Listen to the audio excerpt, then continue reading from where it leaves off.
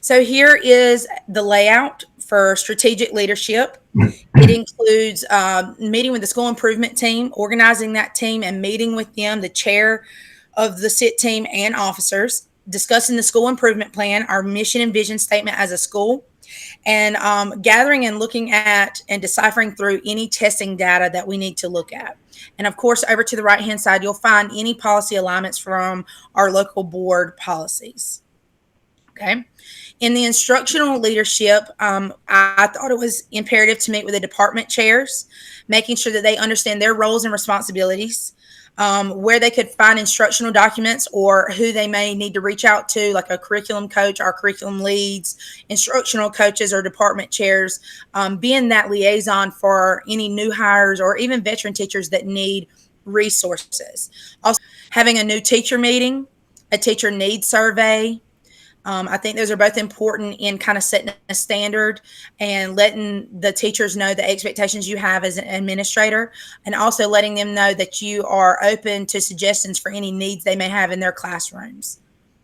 Then the freshman academy that we normally have, as well as our open house, where we are actually calling out to the community, allowing parents to come in with their freshmen or their upperclassmen to come in and kind of get acclimated with the school, especially this year after not being in school last year face to face as much, being acclimated with the school and its layout and where to go, especially with all the construction that we have on campus. Then standard 3, cultural leadership. We're going to look at sending out a back to school email, welcoming all of our teachers back, staff back, share any dates or events. Sending out a teacher belief survey, the purpose of that survey, and communicating the survey results. Develop some sort of plan to kind of encompass that belief survey and the results from that survey. And then a school assembly where we call in all the students at the beginning of the year to go over code of conduct and school procedures and things like that, expectations and discipline. All right, then human resource leadership. Unfortunately, we do have some spots we have to fill every year. So we need to do credentials checks, make sure that we take who we have and put them where they need to be before we go looking out for more hires. But complete the hiring process for any holes that we cannot fill within our district.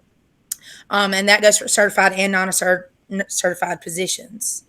And then as a administrator, I would love to meet one-on-one with those new hires. I know that seems like a lot, especially if you have, in the upwards of 9-10 new hires, but you want to meet with them and do a SWOT analysis so that you can kind of set the standard with them, know what their expectations of that position are, explain their responsibilities and your expectations of them in that role, kind of what their strengths and weaknesses are, and where to go from there. And then, like I said, the meat potatoes of this whole 20-day plan for me was this managerial leadership, making sure everything kind of flows smoothly the first 20 days of school, meeting with the finance team, the school bookkeeper and finance officer, so that you can discuss any budgeting and funding for the school year. Completing your safety drills, going over who is going to implement those drills, who is going to conduct them, making sure that we have plans set in place to carry out those drills that are mandated in our policies. And then distribute those safety procedures out to our teachers, go over the code of ethics with our teachers.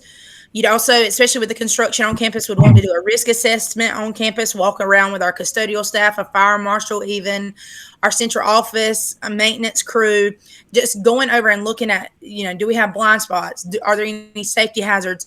What are things that need to be done before school starts to make sure we are safe on campus?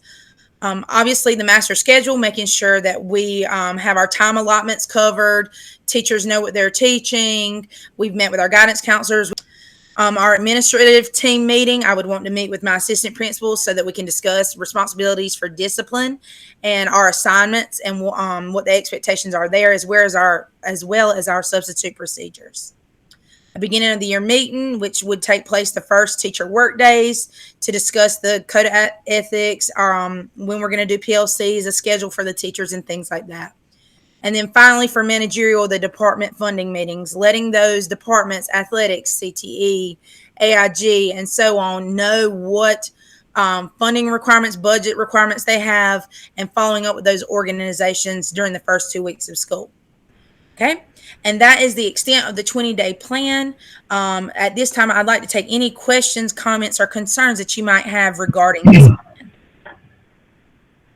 Well, Olivia, I think you did a very good job on your plan. I think, one thing that you want to make sure that you highlight is going to be in the first section, you talked about your school improvement team. Make sure that you have in that plan that you understand that the school improvement team is an elected body that's Yes. required by statute, and that you certainly have your parent representation that's on your school improvement team.